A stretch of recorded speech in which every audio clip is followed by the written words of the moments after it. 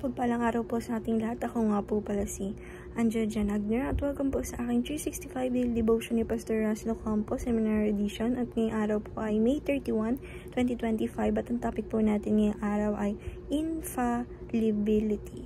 Sabi po dito, ano ang sinasabi ng Quran tungkol sa Bible?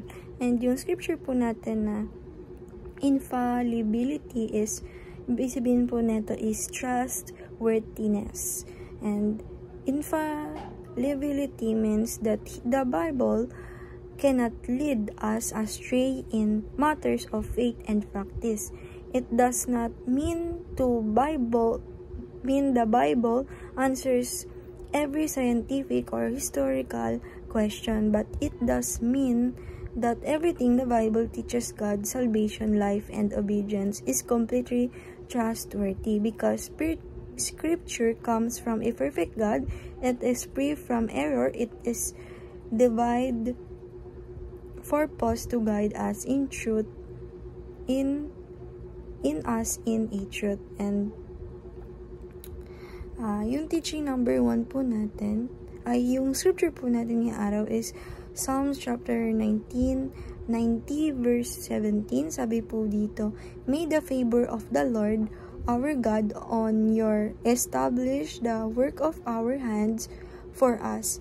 Yes, establish the work of our hand.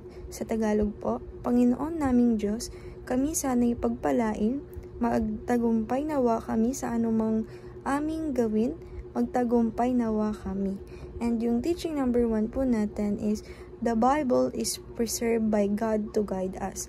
Sabi po dito na yung Bible is nakapreserve po ito, nakatadhana ito para po i-guide po tayo.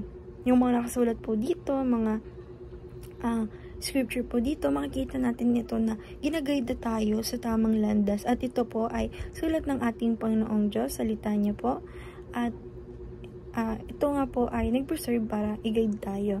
And teaching number 2, the Bible cannot mislead us in faith and practices. Sabi po dito na yung Bible, yung mga katuruan sa Bible, is hindi po, never po itong mamimislead. Never po ito tayong makakaliwa sa mga daan na tinatahak natin. Pati na rin po yung sa pagiging magkaroon tayo ng faith and pagpapractice po natin sa mga nakasulat doon sa Bible. And teaching number 3, the Bible is trustworthy and it will lead us to God. Sabi po dito na yung Bible is trustworthy talaga ito. Pagtiwalaan po natin yung mga nakasulat sa Bible dahil ito po ay maglilid sa atin para po tayo ay mapunta sa ating Panginoong Diyos.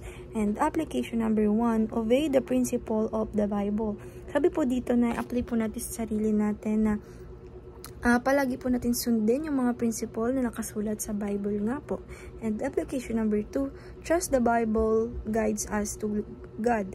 Sabi po dito na paniwalaan po natin yung mga Bible, yung Bible po, yung mga nakasulat sa Bible na nag-guide us para po mapunta tayo sa ating Panginoong Diyos. And application number 3, enjoy the favor and blessings of God. Sabi po dito na apply po natin sa sarili natin, sa buhay natin, na i-enjoy po natin yung favor, pati na rin po yung blessings na binibigay sa atin ng ating Panginoong Diyos. And ayun lang po ngayong araw. Maraming salamat. God bless.